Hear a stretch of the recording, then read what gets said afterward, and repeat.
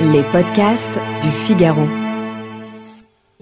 Pendant la Révolution française, Fersen va montrer combien il est dévoué à Marie-Antoinette au péril de sa vie.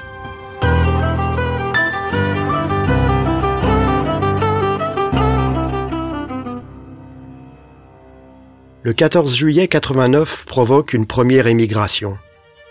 Versailles se vide. Fersen, lui, reste en France. Il est présent près des souverains lors des journées d'octobre, lorsque la famille royale est forcée de quitter Versailles pour Paris. Fersen se rend 3 fois par semaine déguisé au palais des Tuileries, où vivent désormais le roi et la reine. Il a des entretiens avec eux, sert d'intermédiaire pour porter des courriers secrets, organise des boîtes aux lettres chez des fidèles. Signe d'une confiance totale, le Suédois est admis dans l'intimité du couple royal le jour de Noël 89. Les mois passent. Lorsque la Révolution se durcit, fin 1790, le roi donne son accord pour fuir dans l'est de la France auprès de troupes fidèles. Fersen sera la cheville ouvrière de l'entreprise. La fuite à Varennes commence le 20 juin 1791. Fersen accompagne d'abord la famille royale, mais, à Bondy, Louis XVI exige qu'il les quitte.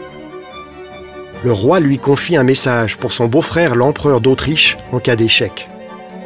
Il apprend bientôt que Louis XVI, faisant halte à Varennes, a été reconnu et reconduit à Paris au milieu d'une foule hostile. Dès le 28 juin, de retour aux Tuileries, Marie-Antoinette envoie à son chevalier servant un court message griffonné à la hâte. « Nous vivons !» Et le lendemain, comme si la retenue n'était plus de mise après avoir frôlé la mort, elle lui écrit « J'existe, mon bien-aimé, et c'est pour vous adorer. Que j'ai été inquiète de vous, et que je vous plains de tout ce que vous souffrez, de n'avoir point de nos nouvelles. Le ciel permettra que celle-ci vous arrive. Ne m'écrivez pas, ce serait nous compromettre. Et surtout, ne revenez pas ici, sous aucun prétexte. On sait que c'est vous qui nous avez fait sortir d'ici. Tout serait perdu si vous paraissiez. Nous sommes gardés à vue, jour et nuit. »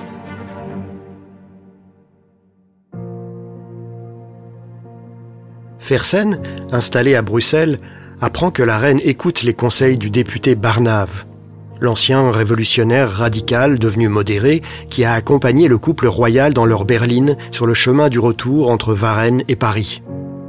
Le Suédois fait une crise de jalousie. Et Marie-Antoinette le rassure. Elle lui écrit, toujours en code, « Adieu, plaignez-moi, aimez-moi. Et surtout, ne me jugez dans tout ce que vous me verrez faire qu'après m'avoir entendu. Je mourrais si j'étais un jour désapprouvé par l'être que j'adore et que je ne cesserai jamais d'adorer. » À son tour, Fersen s'abandonne, le temps de quelques phrases. « Je ne puis vous dire, ma bien chère et tendre amie, combien je vous aime. L'univers n'est rien sans vous. » Le 13 janvier 92, rentré clandestinement dans la capitale française, Fersen réussit à entrer au palais des Tuileries.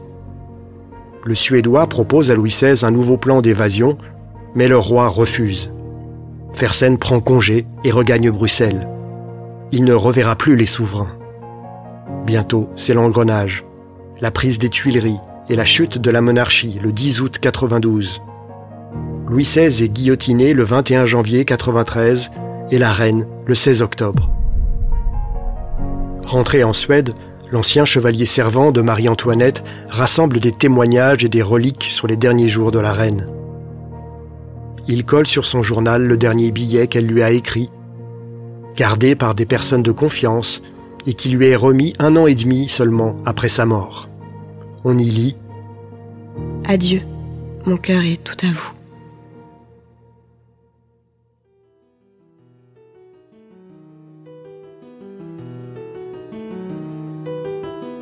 Merci d'avoir écouté ce podcast. Je suis Guillaume Perrault, rédacteur en chef au Figaro. Vous pouvez retrouver ce podcast sur lefigaro.fr et sur toutes les plateformes d'écoute. À bientôt.